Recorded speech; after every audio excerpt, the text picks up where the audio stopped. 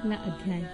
मंदरांचल पर गौरी देवी का स्वागत। महादेव जी के द्वारा उनके और अपने उत्कृष्ट स्वरूप का अविच्छेद्य संबंध पर प्रकाश तथा देवी के साथ आए हुए व्याघ्र को उनका गणा अध्यक्ष बनाकर अंतःपुर के द्वार पर सोमनंदी नाम से प्रतिष्ठित करना। ऋषियों ने पूछा, अपने शरीर को दिव्य गौण वर्ण से युक्त बनाकर गिरिराज कुमारी देवी पार्वती ने जब मंदरांचल प्रदेश में प्रवेश किया तब वे अपने पति से किस प्रकार मिली? प्रवेश काल में उनके भवन द्वार पर रहने वाले गणेश्वरों ने क्या किया तथा महादेव जी ने उन्हें देखकर उस समय उनके साथ कैसा बर्ताव किया? वायु देवता ने कहा, जिस प्रेम गर्भित रस के द्वारा अनुरागी पुरुष के मन का हरण हो जाता है, उस परम रस का ठीक ठाक वर्णन करना असंभव है। द्वारपाल बड़ी उतावली से उनकी राह देख रहे थे। उनके साथ ही महादेव जी भी देवी के आगमन के लिए उत्सुक थे। जब वे भवन में प्रवेश करने लगी तब शंकित हो उन प्रेम जनित भावों से वे उनकी ओर देखने लगे। देवी भी उनकी ओर उन्हीं भावों से देख रही थी।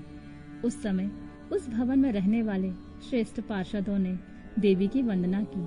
फिर देवी ने विनय युक्त वाणी द्वारा भगवान त्रिलोचन को प्रणाम किया। वे प्रणाम करके अभी उठने ही नहीं पाई थीं कि परमेश्वर ने उन्हें दोनों हाथों से पकड़कर बड़े आनंद के साथ हृदय से लगा लिया।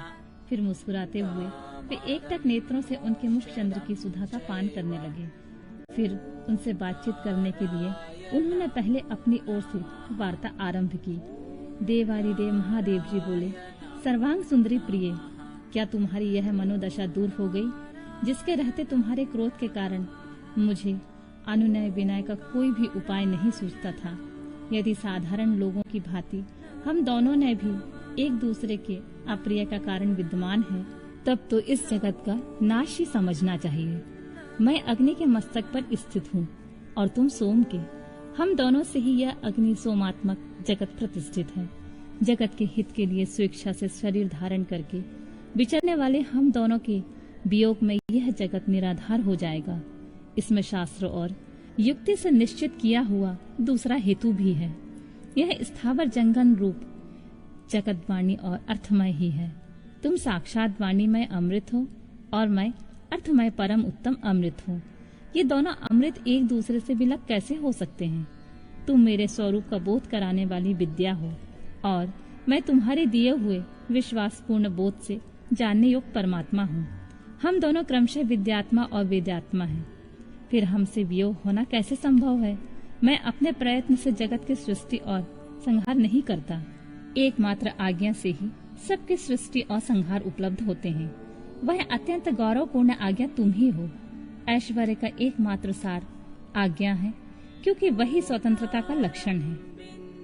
आज्ञा से वियुक्त होने पर मेरा ऐश्वर्य कैसा होगा? हम लोगों का एक दूसरे से विलग होकर रहना कभी संभव नहीं है। देवताओं के कार्य की सिद्धि के उद्देश्य से ही मैंने उस समय उस दिन लीला पूर्वक व्यंग वचन कहा था। तुम्हें भी तो यह बात अज्ञात नहीं थी, फिर तुम कुपित कैसे हो गई? अतः यही कहना पड़ता है कि तुमने मुझ पर भी जो क्रोध किया था वह त्रिलोकी की रक्षा के लिए ही था, क्योंकि तुम में ऐसी कोई बात नहीं है जो जगत के प्राणियों का अनर्थ करने वाली हो। इस प्रकार प्रिय वचन बोलने वाले साक्षात परमेश्वर शिव के प्रति श्रृंगार रस के सारभूत भावों को प्राकृतिक जन्मभूमि देवी पार्वती अपने पति से कही हुई यह मनोहर बात सुनकर इसे सत्य जानकर मुस्कुराकर रह गईं। लज्जावश कोई उत्तर न दे सकी, केवल कौशिकी के यश का वर्णन छोड़कर, और उन्होंने कुछ नहीं कहा। देवी ने कौशिकी के विषय में जो कुछ कहा उसका वर्णन करता हूँ। देवी बोली, भगवान, मैंने जिस कौशिकी की सृष्टि की है उसे क्या आपने नहीं देखा है? वैसी कन्या ना तो इस लोक में हुई है ना होगी। यूं कहकर देवी ने उसे विंध्य पर्वत पर निवास करने के लिए तथा सम्रांगण में शुंभ और निशुंभ का वध करके उन पर विजय पाने का प्रसंग सुनाकर उसके बल पराक्रम का वर्णन किया। साथ ही यह भी बताया कि वह उपासना करने वाले लोगों को सदा प्रत्यक्ष फल देती है तथा निरंतर लोगों की रक्षा करती रहती है। इस विषय में ब्रह्मा जी आपको आवश्यक बातें बताएंगे। उस समय इस प्रकार की बातचीत करती हुई देवी की आज्ञा से ही एक सखी ने उस व्याघ्र को लाकर उनके सामने खड़ा कर दिया। उसे देखकर देवी कहने लगी, देव, यह व्याघ्र मैं आपके लिए भेंट में लाई हूँ। आप इसे देखिए, इसके समान मेरा उपासक दूसरा कोई नहीं है। इसने दुष्ट जंतुओं के समूह से मेरे तपोवन की रक्षा की थी। यह मेरा अत्यंत भक्त है और अपने रक्षणात्मक कार्य से मेरा विश्वास पात्र बन गया है। मेरी प्रसन्नता के लिए यह अपना देश छोड़कर यहाँ आ गया है। महेश्वर, यदि मेरे आने से आपको प्रसन्नता हुई है और यदि आप मुझ पर अत्यंत प्रेम करते हैं, तो मैं चाहती हूँ कि यह नंदी की आज्ञा से मेरे अंतःपुर के द्वार पर अन्य रक्षकों के साथ उन्हीं के चिन्ह धारण करके सदा स्थित रहे।